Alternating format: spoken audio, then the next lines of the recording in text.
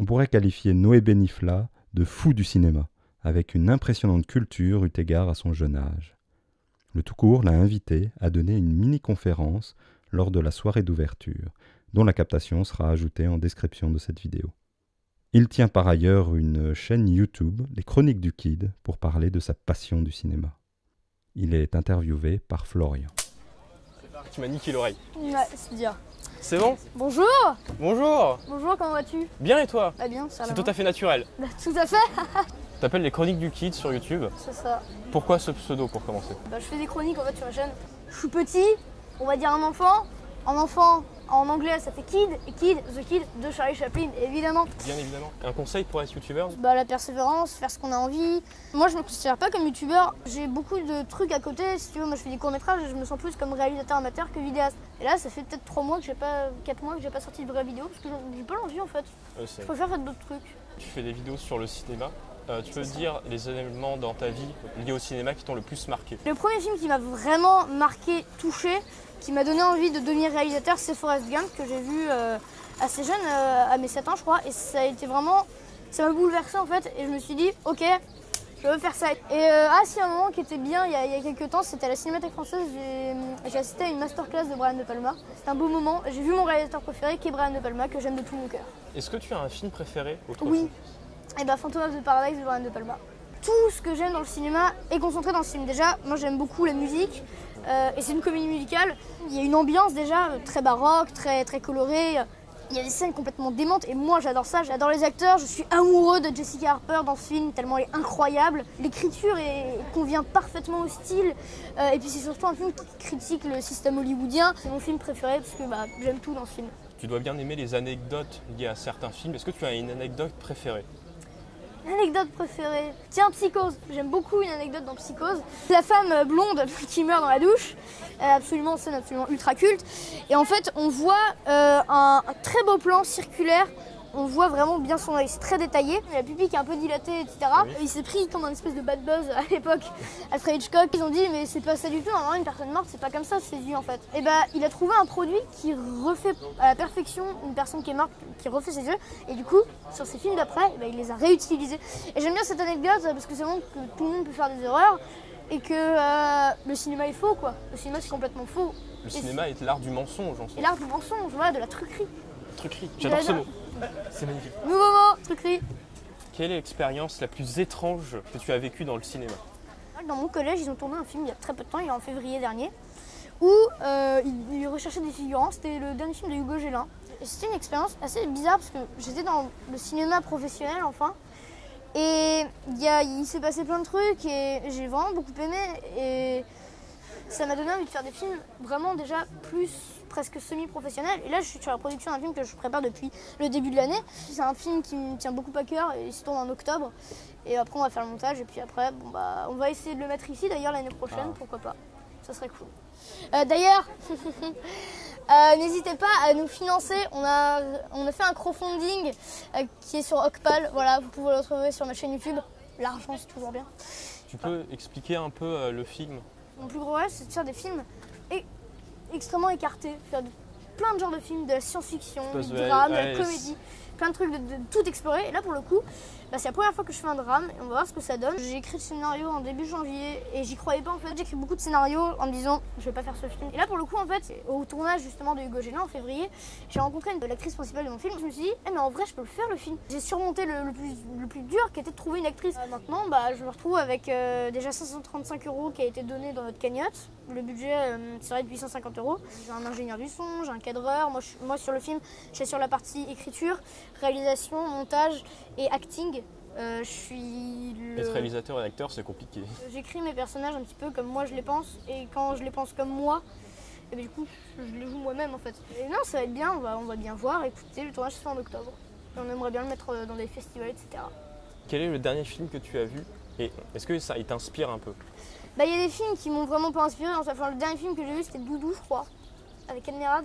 C'est quoi ça? Des fois, je vais voir des films de merde, mais j'aime bien. Tu sais, tu crois encore au cinéma français. Oui, c'est voilà. bien. Le dernier film qui m'a vraiment inspiré, qui m'a vraiment donné envie de faire du cinéma, je pense que c'était La forme de l'eau de Guillermo del Toro. que j'ai beaucoup aimé, que j'ai trouvé vraiment beau, poétique. Puis ça cette attache au cinéma de monstres universels des années 30 que j'aime beaucoup. Ça c'est vraiment sympa. Cet aspect. Vous voyez Tarantula, le meilleur film de monstres au monde. Tarantula, c'est incroyable. Je crois que je le connais celui-là. Il est fou Tarantula, c'est une araignée géante. Les vieux trucs à animer comme ça. Là. Avec des fils sur du matte painting, c'est moche mais c'est génial. J'aime beaucoup en fait l'ambiance de ce film, c'est enfermé, c'est très renfermé, c'est dans un laboratoire. C'est un film qui vous emporte très poétique dans son cadre et dans son étalonnage en fait, dans sa couleur, dans sa photographie. C'est constamment en train de vous surprendre et de vous dire waouh, ce que je vois c'est beau, c'est presque une peinture en fait. Et en fait je trouve qu'il n'y a pas beaucoup de films qui arrivent à être aussi beaux visuellement et être aussi bons au niveau du scénario, etc. En fait on fait plus de films maintenant comme ça je trouve. C'est quoi tes vraiment plus grosses inspirations? Il y en a énormément. Je sais que par exemple pour le travail du bizarre, de l'obsessionnel, j'aime beaucoup Kubrick. Pour le travail de la complexité du cadre, pour aussi ce côté très spectaculaire, j'aime beaucoup Brian De Palma. Pour le côté ambiance d'Dario Argento, il y a plein de trucs comme ça. Et je pense il y a trop de films en fait pour que je t'en dise un. Comme je te disais tout à l'heure, il y a Forrest Gump qui m'a donné envie de faire du cinéma. Et beaucoup trop de films déjà de base. Il y a beaucoup de... Il faut arrêter les gars, venez on arrête, on marque le temps mort. Ça, il n'y a plus de cinéma. Il n'y a plus de cinéma pendant 2 semaines. Il y a trop aussi beaucoup de gros classiques. Il y a trop de gros classiques évidemment, il y a trop de gros classiques. Films qu'il faut absolument regarder. Moi je te dis tout à l'heure, j'aime bien varier les plaisirs. Et du coup... Putain c'est bizarre. Ouais c'est très bizarre. Le cinéma est très proche de certaines choses. J'aime bien, comme je te disais tout à l'heure, j'aime bien varier les films. Et donc quand je fais un film d'horreur, je vais beaucoup m'attacher au cinéma de Dario Argento. Quand je fais un film, je sais pas, sur la drogue, je vais beaucoup m'attacher à Trainspotting de Danny Boyle. Ou Requiem for a Dream, ou plein de films. Donc en fait c'est plutôt le style en fait qui m'apporte vraiment quelque chose. Et tous les films qui ont été faits en style m'apportent quelque chose. Est-ce que tu as un acteur préféré ou une actrice préférée au cinéma? J'en ai plein et j'adore cette question parce que... Cette question est magnifique. Non, en fait... En acteur, il y a vraiment plusieurs acteurs que j'aime beaucoup. Déjà Jack Nicholson, dans Shining, il est fou. Dans Profession reporter de Antonioni, il est dingue. Un jour, quelqu'un m'a dit, ce qui est dingue avec cet homme, c'est que même avec des lunettes de soleil, on voit ses yeux. Et c'est vrai en fait. Un de mes chouchous que j'aime le plus au monde, c'est Ewan McGregor. Trainspotting est un de mes films préférés. Je l'aime de tout mon cœur dans Moulin Rouge. J'adore Moulin Rouge, j'aime trop ce film. Et sinon Malcolm McDowell. J'adore Malcolm McDowell parce qu'il a vraiment un visage fou. J'adore Orange Mécanique et Alex dans Orange Mécanique, pour moi c'est un des meilleurs anti-héros au monde. Et en tant qu'actrice, je préfère les actrices d'ailleurs. Non mais... Et j'adore Nicole Kidman que je trouve incroyable dans Eyes Wide Shut de Kubrick, parce que j'adore Kubrick. Et pour moi c'est le meilleur film de Kubrick, Eyes Wide Shut. Oui, je n'ai pas peur de le dire, avec Orange Mécanique et je la trouve resplendissante dans ce film. Et c'est une très belle femme je trouve, qui sait surprendre le public, elle a un air que j'aime beaucoup, etc. Jessica Harper, dont je parlais tout à l'heure dans Photo of the Paradise, qui est extrêmement belle aussi. Je l'ai vue dans Suspiria de Dario Argento et j'arrive toujours pas à me défaire en fait de ce rôle tellement il est incroyable. Et une actrice que j'aime beaucoup aussi, c'est Michelle Williams. Je l'ai vue hier dans un film qui s'appelle My Week with Marilyn, qui est sur Marilyn Monroe. Il faut savoir que j'aime pas tellement Marilyn Monroe et je ne comprends pas tous les gens qui disent « Oh, elle est absolument magnifique !» Et avec ce film, en fait, je l'ai un petit peu plus comprise. Et je trouve Michelle Williams encore plus resplendissante que Marilyn Monroe à son époque. Je trouve qu'il y a un film qui m'a beaucoup donné d'émotions et même pleuré à la fin. Voilà. Ça m'a rappelé des souvenirs de Sur la route de Madison, donc voilà. Comment vois-tu l'avenir du cinéma? L'avenir du cinéma, à la fois il me fait peur et à la fois je me dis ça peut être cool. Et moi j'aime bien comme ces blockbusters, je veux dire, je prends un plaisir dès que je vois par exemple, je sais pas, moi Fast and Furious, je rigole devant ces films en fait. Parce qu'à une époque il y avait le cinéma hollywoodien de Marilyn Monroe comme on parlait tout à l'heure, qu'on pourrait aujourd'hui mettre en parallèle avec les blockbusters.